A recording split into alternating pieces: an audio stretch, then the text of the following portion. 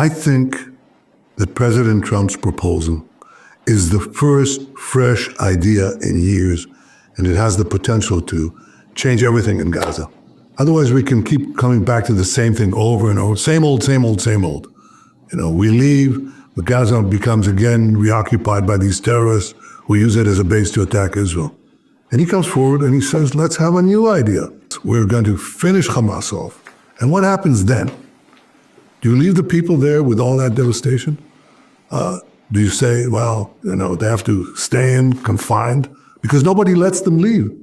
Everybody describes Gaza as the biggest open-air prison in the world. You know why? Because they're not allowed to leave. And therefore, they're just getting more and more densely populated, more miserable, overtaken time and time again by these terrorists. And in comes President Trump and he says, hey, open the gate, let them leave. And I'll find a place of destination for temporary relocation. How are you going to clean up this devastation site? Devastation caused by the fact that Hamas was fighting from densely populated areas and forced us to take action.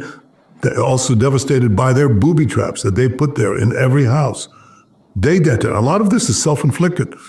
So, get the population out, allow them to leave, not forcible eviction, not ethnic cleansing, getting people out of what all these countries and all these do-gooders say is an open-air prison. Why are you keeping them in prison?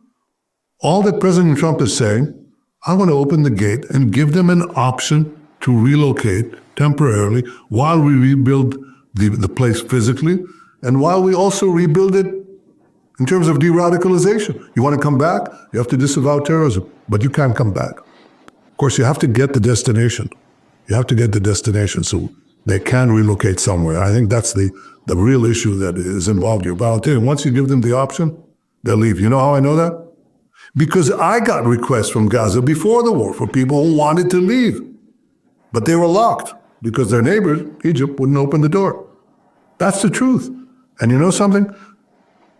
Some of them would bribe the gatekeepers, not ours, but the gatekeepers in Egypt, they would bribe them. So the very rich got out.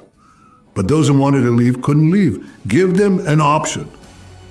Give them an option. And I think that's just the right thing to do.